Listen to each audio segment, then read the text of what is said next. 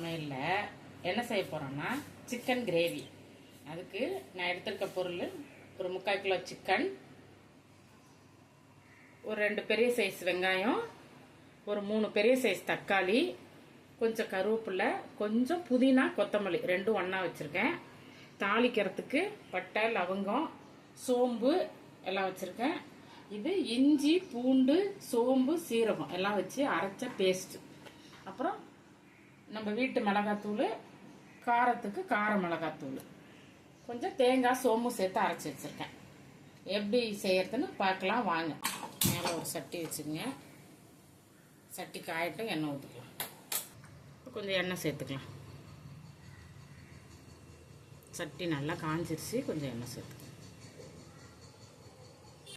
எண்ணெய் காஞ்சோன்னு நம்ம எடுத்து வச்சுருந்த மசாலா போட்டுக்கலாம்.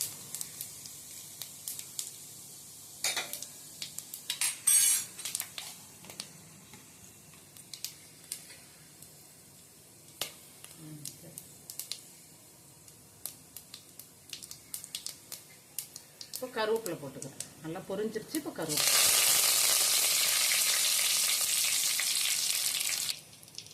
அதுக்கப்புறம் வெங்காயம் சேர்த்துக்கலாம்.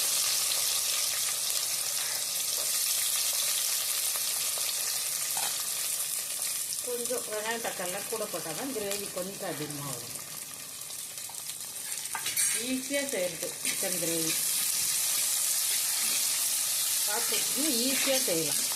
ரொம்ப அரைக்கணும், மசாலா வறுத்து போடணும் அப்படிங்கிறதுலாம் இல்லை. இருக்கிறத வச்சு நம்ம அப்படியே செஞ்சிடலாம். வறுத்து போடுற சிக்கன் கிரேவி இன்னொரு வீடியோவில் போடுறேன் ரெசிப்பியாக. இந்த அளவு வெங்காயம் வதங்கணுன்னா நம்ம அரைச்சி வச்சுருக்கோம்ல இஞ்சி, பூண்டு, சோம்பு, சீரகம், அதில் ஒரு 2 ஸ்பூன் அளவு போட்டுக்கணும். இந்த அளவு போட்டு நல்லா ஒரு வதக்கலாம்.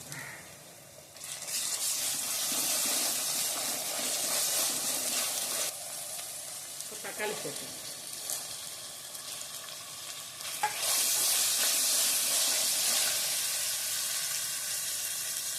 புதினா, கொத்தமல்லி இருக்குல்ல, அதில் கலந்துட்டு 2ல் பாதி சேர்த்துக்கணும். பாதி அளவு சேர்த்துக்கணும். இப்போ கொஞ்சத்தை கடைசியில் சேர்த்து நல்லா வதக்கணும்.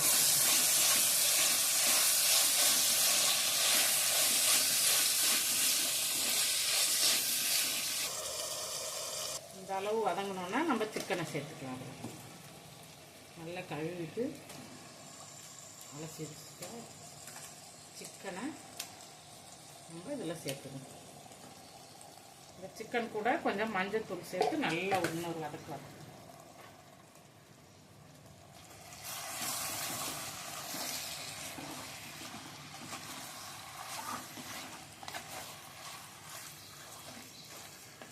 இந்த அளவுக்கு வதக்கிக்கோங்க. இன்னும் கொஞ்சம் வதங்கட்டும் சிக்கன். இந்த அளவு சிக்கன் ஒரு 1/2 வேக்காடு வெந்ததுக்கப்புறம் நம்ம குழம்பு மிளகாத்தூள் போட்டுக்கணும். 1 ஒரு 3 ஸ்பூன் போட்டுக்கணும். இந்த சிக்கனுக்கு இது போடும். அப்புறம் நம்ம வீட்டில் அரைச்சி வச்சுருக்க கார மிளகாத்தூள், கொஞ்சம் காரத்துக்கு நான்வெஜ்லேயே கொஞ்சம் காரமாக தான் சாப்பிடுவோம், அதனால 1 ஸ்பூன் கார மிளகாத்தூள். இதுக்கு தேவையான அளவு உப்பு, நம்ம போட்ட மிளகாத்தூள், கார மிளகாத்தூள், உப்பு எல்லாத்தையும் போட்டு ஒரு கிண்டு கொஞ்சம் தண்ணி ஊற்றி மூடி வச்சிருங்க.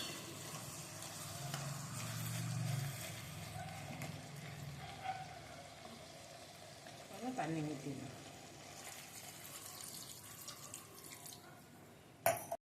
இப்போ இதை மூடி போட்டு மூடி வச்சு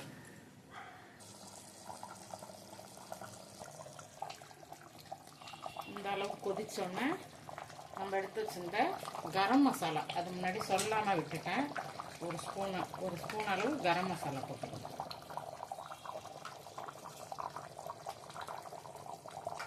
கரம் மசாலா போட்டு நல்லா வாசனை வந்துடும். கொதிக்கையிலே நல்லா வாசனை வரும். அதுக்கப்புறம் நம்ம அரைச்சி வச்சிருந்தோம்ல தேங்காய், சோம்பு, அதை சேர்த்துக்கலாம்.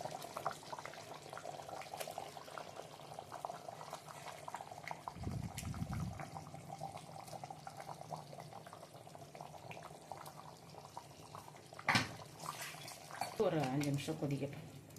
அது வரைக்கும் மூடி போட்டு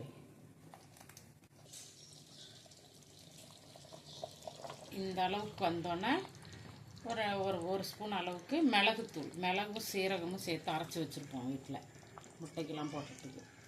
அதில் ஒரு ஸ்பூன் அளவு இதில் போட்டு விடுங்க. அதையும் விட்டுட்டேன். இந்த அளவுக்கு போடுங்க.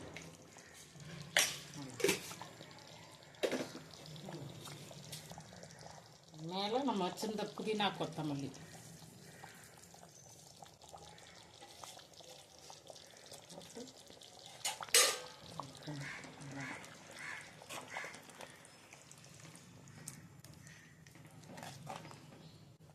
சிக்கன் கிரேவி செஞ்சு பாருங்கள். இது சாதத்துக்கு கூட சாப்பிட்டா நல்லாயிருக்கும். இட்லி, தோசை, சப்பாத்தி எதுக்கு வேணாலும் சாப்பிட்டுக்கலாம். இது ரொம்ப ஈஸியான மெத்தடு.